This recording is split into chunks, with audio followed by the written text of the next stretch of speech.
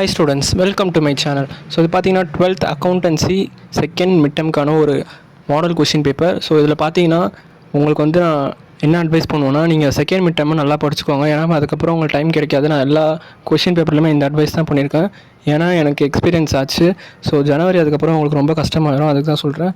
So இதில் பார்த்தீங்கன்னா that part of share capital which can be called up only on the winding up of the company வந்து reserve capital. So reserve capital தான் அந்த மாதிரி use பண்ணுவாங்க. So நான் அதெல்லாம் போன வருஷம் படித்தது எல்லாமே ஈஸியானதாக இருக்குது. ஸோ நீங்கள் வந்து உங்களுக்கு ஃபஸ்ட்டு ஒரு 4th 5th 6th ரொம்ப கஷ்டமாக இருக்கும் எனக்கு தெரியும்.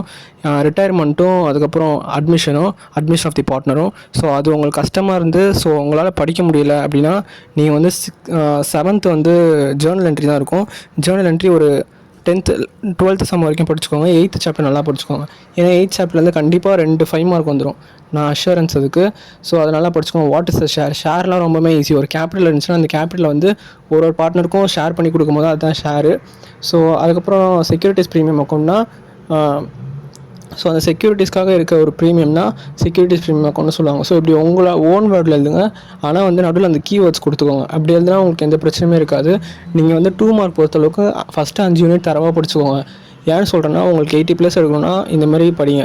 உங்களுக்கு ஃபுல் மார்க் எடுக்கணும்னா நீங்கள் ஃபுல்லாக தான் படித்தாகணும், வேறு சாய்ஸே. List tools of financial statement அனாலிசிஸ்னால் டெட் ரேஷியோ, அதுக்கப்புறம் இந்த இன்கம் ஸ்டேட்மெண்ட் ரேஷியோஸ்லாம் இருக்கும். ஸோ இதுதான் நினைக்கிறேன், நான் போன வருஷம் படித்த மாதிரி இருக்குது எனக்கு. ஸோ அதுக்கப்புறம் காமன் சைஸ் பேலன்ஸ் ஷீட் ரொம்ப இம்பார்ட்டண்ட்டு, 10% இம்பார்ட்டண்ட்டு. நான் ஏன் கம்பேரிட்டிவ் ஸ்டேட்மெண்ட்டும் இம்பார்ட்டண்ட், அதனால் அதில் கேட்கல. ஸோ நான் ஏன் இம்பார்ட்டன் சொல்கிறேன்னா, நான் ஏற்கனவே முன்னாடி சொன்ன மாதிரி தான் பப்ளிக்கில் கண்டிப்பாக அது 2 வந்துடும். அதே மாதிரி 10th சாப்டரில் இருக்க கம்ப்யூட்டரைஸ்டு அக்கௌண்டிங் அதுலேருந்து ஒரு 5 மார்க் வரதுக்கு சான்ஸ் இருக்குது. ஸோ போன வருஷம் அதில் இருந்தால் எங்களுக்கு ஒரு 3 மார்க் கேட்டாங்க. உங்களுக்கு அந்த ஒரு இது மாதிரி இருக்கும், கீ மாதிரி ஒரு கம்ப்யூட்டருக்குள்ளே போகிறதுக்கு. ஸோ அதில் இருந்தால் எங்களுக்கு கம்பல்சரி வந்துச்சு. ஸோ இதை பாருங்கள், காமன் சைஸ் ஸ்டேட்மெண்ட் ரொம்பவே ஈஸி தான். ஸோ அது எப்படின்னு பார்த்துக்கோங்க. அதே மாதிரி விஸ்வந்த் ஃபர்னிச்சர். ஸோ அந்த 7th சாப்டர் தான் சொல்லிட்டு இருந்தேன் போல். அந்த 7th சாப்டரில் இது ரொம்ப முக்கியமானது. ஸோ இந்த பார்ட் நல்லா பார்த்துக்கோங்க. ஐ திங்க் 10th சம் நினைக்கிறேன் இது. ஸோ இந்த மாதிரி வந்து மார்க்ஸ் ஸ்கோரிங் ஏரியாவை பார்த்து படிங்க அக்கௌண்டன்சி பொறுத்தளவுக்கு. 9th சாப்டர் ரொம்பவே ஈஸியாக, ஃபார்முலா மட்டும் முடிஞ்ச அளவுக்கு ஞாபகம் வச்சு பாருங்கள்.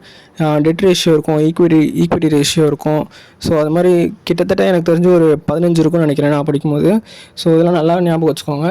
ஸோ இதுக்கு மறக்காமல் நம்ம சேனலை ஃபாலோ பண்ணிவிட்டு இந்த வீடியோ நல்லா பாருங்கள். ஸோ பார்த்துட்டு முடிஞ்ச அளவுக்கு ஆன்சர் பண்ண முடியுதான்னு பாருங்கள். தேங்க்யூ.